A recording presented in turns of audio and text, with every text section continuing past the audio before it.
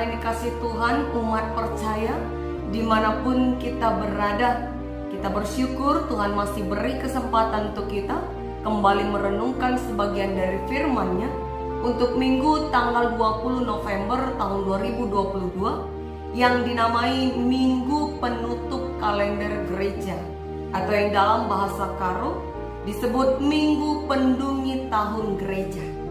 Dan sebelum kita membaca firman Tuhan yang akan menjadi renungan kita, mari kita siapkan hati kita berdoa, kita bersatu di dalam doa.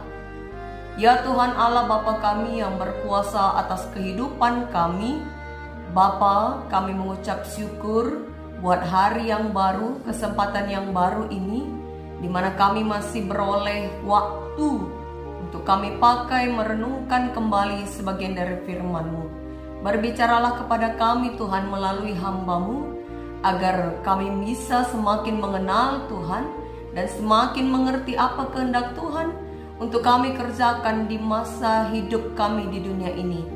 Kiranya Roh Kudus-Mu juga memampukan kami melakukan apa yang jadi kehendak Tuhan, sehingga kami layak untuk disebut anak-anak Tuhan. Ke dalam tangan-Mu kami berserah, melalui anak-Mu Yesus Kristus kami berdoa. Amin. Saudara yang dikasihi Tuhan, kita akan membaca firman Tuhan yang terambil dari kitab 1 Korintus. 1 Korintus pasal 15 ayat yang ke-50 sampai kepada ayat yang ke-58. Isinya demikian. 1 Korintus 15 ayat 50 sampai ayat yang ke-58. Saudara-saudara, inilah yang hendak kukatakan kepadamu, yaitu bahwa daging dan darah tidak mendapat bagian dalam kerajaan Allah, dan bahwa yang binasa tidak mendapat bagian dalam apa yang tidak binasa. Sesungguhnya aku menyatakan kepadamu suatu rahasia. Kita tidak akan mati semuanya, tetapi kita semuanya akan diubah dalam sekejap mata pada waktu bunyi nafiri yang terakhir. Sebab nafiri akan berbunyi, dan orang-orang mati akan dibangkitkan dalam keadaan yang tidak dapat binasa, dan kita semua akan diubah. Karena yang dapat binasa ini harus mengenakan yang tidak dapat binasa, dan yang dapat mati ini harus mengenakan yang tidak dapat mati. Dan sesudah yang dapat binasa ini mengenakan yang tidak dapat binasa, dan yang dapat mati ini mengenakan yang tidak dapat mati, maka akan genaplah firman Tuhan yang tertulis, maut telah ditelan dalam kemenangan. Hai maut, di manakah kemenanganmu? Hai maut, di manakah sengatmu? Sengat maut ialah dosa, dan kuasa dosa ialah hukum Taurat. Tetapi syukur kepada Allah yang telah memberikan kepada kita kemenangan oleh Yesus Kristus Tuhan kita. Karena itu saudara-saudaraku yang kekasih, berdirilah teguh, jangan goyah. Giatlah selalu dalam pekerjaan Tuhan, sebab kamu tahu bahwa dalam persekutuan dengan Tuhan, jerih payahmu tidak sia-sia. Sampai demikianlah firman Tuhan yang menjadi landasan renungan kita hari ini dengan tema maut telah ditelan, kemenangan telah tiba. Saudara-saudara yang dikasihi Tuhan, di minggu penutup kalender gereja ini kita akan berbicara tentang kemenangan atas kematian. Berbicara tentang kematian, siapapun kita, tidak akan ada yang tahu kapan, di mana, dan bagaimana kita akan mati. Seperti yang nampak dari video berikut ini, mari kita saksikan.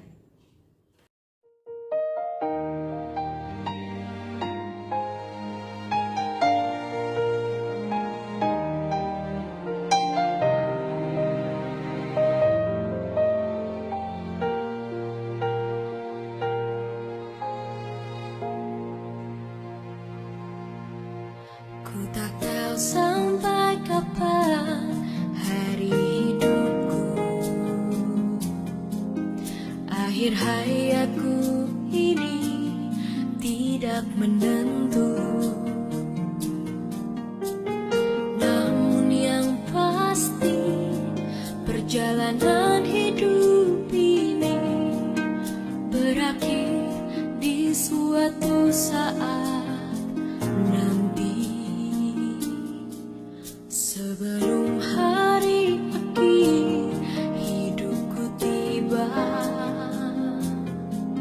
sebelum semua kesempatan tiada, ku kan berjuang dalam pertandingan iman, mengakhiri dengan kemenangan. Hanya satu kerinduan. Itu sebabnya kematian seringkali disebut misteri. Tidak ada yang tahu kapan, di mana, dan bagaimana jalannya seseorang itu meninggal. Dan kita juga tahu bahwa setiap manusia pada akhirnya pasti akan mati.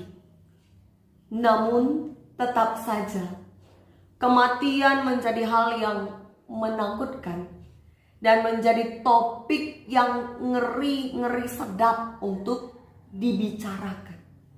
Maka hari ini kita akan dikuatkan melalui firman Tuhan yang telah kita baca dan yang akan kita renungkan isinya, untuk kita mengerti apa arti kematian di dalam Tuhan.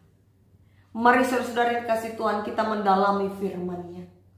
Surat Rasul Paulus kepada jemaat Korintus bagian pertama yang telah kita baca ini merupakan surat yang berisikan pembahasan pemahaman-pemahaman ajaran-ajaran Kristus untuk menjawab berbagai persoalan yang muncul di tengah-tengah jemaat kota Korintus. Kita tahu bahwa Korintus adalah kota pelabuhan, pusat perdagangan dunia ketika itu, dan tempat perjumpaan banyak orang dengan berbagai latar belakang budaya, tradisi, dan kepercayaan. Dalam jemaat Korintus ketika itu, mulai terjadi perpecahan dikarenakan perbedaan-perbedaan yang ada di tengah-tengah mereka, khususnya mengenai pemahaman akan keselamatan, kematian, serta kebangkitan. Maka Rasul Paulus di dalam perikop ini menyatakan perihal kebangkitan Yesus Kristus dari kematian. Dimulai dari ayat yang pertama, Rasul Paulus menceritakan bagaimana Kristus mengalahkan kematian dan telah menampakkan diri kepada Kefas atau Petrus, juga kepada ke-12 muridnya. Diikuti juga orang-orang banyak. Yesus menampakkan diri kepada orang banyak. Ayat 3 sampai ayat yang ke-5. Hal itu menjadi semacam pengakuan iman percaya bahwa ada kebangkitan. Ini yang mau dinyatakan oleh Rasul Paulus. Ada kebangkitan. Dan ia hendak menumbuhkan harapan akan kebangkitan orang-orang percaya kepada jemaat di kota Korintus. Maka kata Rasul Paulus, kalau tidak ada kebangkitan orang mati, maka Kristus juga tidak dibangkitkan. Kalau tidak ada kebangkitan orang mati, maka Kristus juga tidak dibangkitkan. Tetapi andai kata Kristus tidak dibangkitkan, maka sia-sialah pemberitaan kami. Dan sia-sialah juga kepercayaanmu. Ayat 14. Artinya, kalau memang Yesus tidak dibangkitkan, kita sia-sia berpengharapan. Kita sia-sia beriman percaya. Rasul Paulus mau menunjukkan bahwa ada ketika itu sebagian orang yang tidak juga percaya ada kebangkitan dan menganggap bahwa kematian adalah akhir dari segalanya. Pemahaman yang demikianlah yang mempengaruhi gaya hidup orang-orang yang ada di kota Korintus ketika itu. Karena mereka berpikir setelah kematian tidak ada apa-apa lagi. Kematian adalah akhir, maka hidup harus dinikmati. Sehingga dalam pasal yang kelima kitab Korintus ini ada diangkatkan Rasul Paulus mengenai gaya hidup percabulan di antara mereka. Mengotori kekudusan rumah tangga. Hidup mereka hanya untuk senang-senang. Menikmati hidup yang hanya satu kali dan hanya sementara. Karena ketika mati semua sudah berakhir. Rasul Paulus menegur keras orang-orang yang demikian. Pemahaman bahwa kematian adalah akhir dari segalanya, itu membuat orang-orang Korintus hidup bebas, hidup sesuka hati, hedonisme, mencari kesenangannya. Itulah sebabnya Rasul Paulus mengangkat perihal kematian dan kebangkitan. Bahwa semua orang mati akan dibangkitkan. Ini yang menjadi sentral dalam pembahasan pasal yang ke-15 ini. Rasul Paulus menekankan sebagaimana Kristus telah bangkit dari kematian, demikian pula lah orang-orang percaya. Di ayat yang ke-22 dikatakan, karena sama seperti semua orang mati dalam persekutuan dengan Adam, demikian pula semua orang akan dihidupkan kembali dalam persekutuan dengan Kristus. Dalam persekutuan dengan Kristus. Artinya apa? Saudara-saudara yang dikasihi Tuhan, Adam kita tahu bahwa adalah manusia pertama yang Allah jadikan. Dan Adam telah jatuh ke dalam dosa. Itu tercatat dalam Kejadian 3.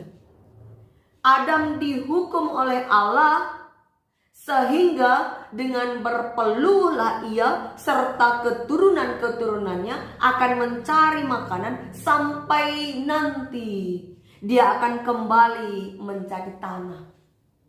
Kita semua manusia adalah keturunan-keturunan Adam. Kita semua akan kembali menjadi tanah, mengalami kematian. Namun ada yang istimewa di dalam iman percaya, di dalam persekutuan dengan Kristus. Oleh karena kasih karunia Allah melalui persekutuan kita dengan Kristus, maka setiap manusia, orang yang percaya, tidak berakhir menjadi tanah saja. Tidak berakhir menjadi tanah saja. Melainkan ada pengharapan akan kebangkitan. Oleh karena persekutuan dengan Kristus. Itu yang perlu digarisbawahi. Persekutuan dengan Kristus memunculkan adanya pengharapan akan kebangkitan. Ini mengarah kepada parousia, kedatangan Kristus untuk yang kedua kalinya. Pada saat kedatangan Kristus yang kedua kalinya, Rasul Paulus menyatakan bahwa daging dan darah tidak mendapat bagian dalam kerajaan Allah. Semua yang mati akan dibangkitkan, tapi tidak semua akan mati. Maka semua yang masih hidup itu juga akan diubah. Yang mati dibangkitkan, yang hidup diubahkan. Dan sama-sama memperoleh tubuh yang baru, tubuh yang tidak dapat binasa, tubuh yang kekal, yang tidak bisa mati seperti tubuh kita yang sekarang ini. Saat itulah genap firman Tuhan yang menyatakan maut telah ditelan oleh kemenangan. Artinya apa? Artinya kematian telah dikalahkan. Karena semua orang percaya akan diselamatkan dan yang mati akan dibangkitkan. Dengan kata lain, saudara-saudara yang dikasihi Tuhan, kedatangan Kristus untuk yang kedua kalinya akan memberi jaminan keselamatan bagi orang-orang yang setia. Tentu akan muncul pertanyaan di dalam hati kita. Di manakah roh orang-orang mati sebelum kedatangan Kristus untuk yang kedua kalinya? Di dalam tradisi Yahudi, orang mati itu dianggap pergi ke dunia bawah tanah yang dikenal dengan istilah Sheol. Sheol adalah tempat yang gelap. Ada satu kisah dalam kitab Bilangan 16 ayat 31 sampai 34. Jemaat yang dikasih Tuhan boleh baca masing-masing. Di kitab Bilangan 16 ayat 31 sampai 34, di mana diceritakan ada satu peristiwa. 250 orang Israel yang memberontak, yang melawan Musa dan menuduh Musa menjadikan dirinya tuan atas bangsa Israel. Mereka bersungut-sungut, lalu Allah marah. Tuhan Allah menghukum mereka dan membuat tanah terbelah serta menelan mereka dengan seisi rumahnya.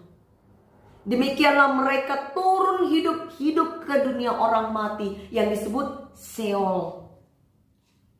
Namun firman Tuhan hari ini mengingatkan kita bahwa betapa beruntungnya kita orang-orang percaya. Kematian di dalam iman Kristen bukan lagi berakhir di dalam tempat yang gelap yang menakutkan di bawah tanah. Bukan lagi hal yang mengerikan, karena Kristus sendiri telah mengalahkan sengat maut. Kristus yang oleh kebangkitannya memberikan kita jaminan akan adanya keselamatan. Kematian bukanlah lagi sebuah hukuman, bukan lagi upah dosa, tetapi adalah jalan untuk menuju jalan keselamatan yang telah dijanjikan oleh Allah. Kematian adalah jalan untuk mendapatkan tubuh yang baru, tubuh yang tidak dapat binasa pada hari kedatangan Kristus untuk yang kedua kalinya. Maka percayalah, roh orang-orang yang kita kasihi itu berada di tempat yang telah Tuhan sediakan. Mereka adalah kepunyaan Allah dan tidak lagi menjadi urusan kita. Yang menjadi urusan kita adalah bagaimana kita tetap memegang teguh anugerah keselamatan yang diberikan oleh Tuhan, yang telah dijamin oleh Kristus bagi kita di dalam kita menjalani hari-hari di kehidupan kita. Di dalam iman Kristen tidak ada itu kita mendoakan orang-orang yang sudah mati supaya masuk surga. Tidak. Karena setiap orang percaya itu akan dimenangkan dan diselamatkan. Saudara-saudara yang dikasihi Tuhan, firman Tuhan hari ini juga mengingatkan kita bahwa kematian bukanlah akhir dari segalanya. Masih ada kelanjutan setelah kematian. Tubuh kita yang bersifat fana, yang bisa binasa ini, bukanlah sesuatu yang layak untuk diperjuangkan semata. Karena tubuh kita ini tidak akan masuk ke dalam kerajaan Allah. Dan ketika kedatangan Kristus untuk kedua kalinya, semua yang mati akan dibangkitkan dan memperoleh tubuh yang baru. Semua yang masih hidup juga akan diubahkan memperoleh tubuh yang baru yang tidak dapat binasa. Maka bagaimanakah supaya kita bisa mempersiapkan diri menghadapi kematian? Kita tidak tahu kapan kematian itu datang, di mana kita akan mati, dan bagaimana jalannya kita menuju kematian. Tapi marilah senantiasa mengandalkan Tuhan, mengucap syukur atas kesempatan hidup yang masih Tuhan beri. Jangan habiskan hidup kita untuk bersungut-sungut, ya, untuk bersusah hati, tapi gantungkan harapan kepada Tuhan. Dan mari mengaku dosa kepada Tuhan. Pergunakanlah kesempatan hidup kita dengan bijaksana. Memang kekhawatiran akan selalu mengintai kita. Kekhawatiran tentang hari esok, tentang anak-anak, tentang keluarga, tentang ekonomi, persoalan keluarga, persoalan kedukaan, selalu ada. Namun sadarlah bahwa hidup ini akan segera berakhir. Jadi marilah kita hidup dengan hikmat yang kita minta dari Tuhan. Kita minta hikmat dari Tuhan supaya hidup kita ini bermakna. Kita pergunakan dengan sebaik-baiknya, bukan dengan kesia-siaan. Minggu ini dinamakan minggu penutup kalender gereja. Artinya minggu-minggu setelah Trinitatis sudah berakhir, kita akan memasuki minggu Advent untuk menyambut Natal. Lalu pertanyaan refleksi bagi kita, apa yang berubah di dalam diri kita selama hampir 1 tahun ini? Apa saja yang berubah? Apakah perubahan kita hanya mencakup perubahan fisik semata? Dari yang besar menjadi kecil, atau yang kecil menjadi besar? Mungkin diet mati-matian di 1 tahun ini sehingga memperoleh berat badan yang ideal. Apakah hanya semata itu perubahan kita? Lalu bagaimana perubahan kita secara rohani, secara spiritual? Ingat, kematian pasti datang. Kematian pasti datang, kita tidak tunggu. Pasti dia datang. Maka bagaimana kita mempersiapkan hari itu? Memento mori, ingatlah hari kematianmu. Kalau besok menjadi hari terakhirmu di dunia ini, maka apa yang akan engkau lakukan? Mari persiapkan apa yang benar-benar kekal. Bukan fisik yang dapat binasa ini yang kita perjuangkan. Karena fisik kita ini akan segera kembali ke tanah. Bukan hal-hal yang berbau duniawi, mengumpulkan harta yang utama. Karena sebanyak apapun harta yang kita kumpulkan di dunia ini, nantinya akan kita tinggalkan. Mobil ambulans lah yang akan mengangkut jenazah kita menuju kuburan, bukan mobil mewah. Dan peti yang berukuran 2x1 lah yang akan menjadi rumah bagi tubuh kita yang fana ini, bukan rumah mewah kita. Maka ingat yang dikatakan dalam Pengkhotbah 8 ayat 9 sampai ke 17 yang menjadi bacaan kita di minggu ini. Bahwa orang benar yang takut akan Tuhan itu akan memperoleh kebahagiaan di dunia ini. Orang yang takut akan Tuhan akan memperoleh kebahagiaan, bukan hanya di dunia ya. Orang yang takut akan Tuhan itu akan memperoleh kebahagiaan. Tidak ada orang yang mampu menyelami pekerjaan Allah. Manusia berlelah-lelah mencari harta, mencari segala sesuatu untuk diperjuangkan di dunia ini, tetapi tidak mampu menyelami apa maknanya. Karena hanya Tuhanlah yang mampu menyelami kehidupan kita dan yang tahu akan apa yang akan terjadi atas kehidupan kita. Jadi, kalau ada dari kita yang belum berdamai dengan saudara-saudari kita, berdamailah selagi masih diberi kesempatan. Kalau ada suami atau istri-istri yang tidak setia terhadap pasangannya, bertobatlah, jadilah setia selama masih ada kesempatan. Sayangi teman hidupmu sebelum maut memisahkan. Sebagai anak-anak, sudahkah engkau benar-benar menunjukkan kasih sayangmu kepada orang tua? Mumpung masih ada kesempatan, mari pergunakan hidup dengan sebijaksana mungkin. Mari kita berefleksi sambil mengenang saudara-saudari kita yang telah terlebih dahulu meninggalkan dunia ini. Mengingat bagaimana singkatnya hidup ini. Kita bukan diajak untuk menangis, tapi supaya kita menjadikan momen ini sebagai peringatan untuk bersiap-siap menghadapi akhir dari kehidupan kita. Kita akan menutup pekan keluarga tahun 2022 ini dengan sebuah tekad. Maka apa tekadmu? Hidup ini adalah kesempatan.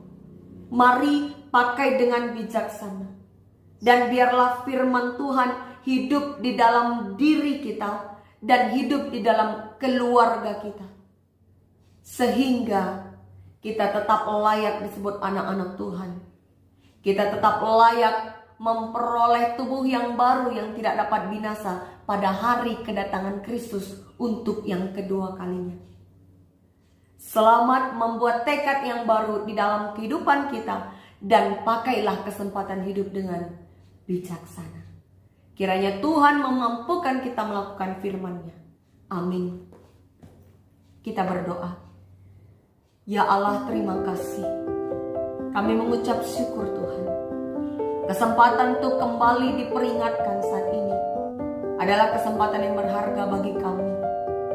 Kesempatan ini adalah anugerah dari Tuhan untuk bisa kami pakai, mengubah hidup kami menjadi lebih baik, mempergunakan waktu-waktu di dalam kehidupan kami sebaik mungkin, sebijaksana mungkin. Kiranya hikmat-Mu memenuhi kami Tuhan, agar kami senantiasa melakukan kehendak Tuhan. Ajar kami membawa seisi keluarga kami tetap beriman dan berpengharapan di dalam Tuhan. Ke dalam tangan-Mu kami berserah, melalui anak Yesus Kristus kami berdoa. Amin.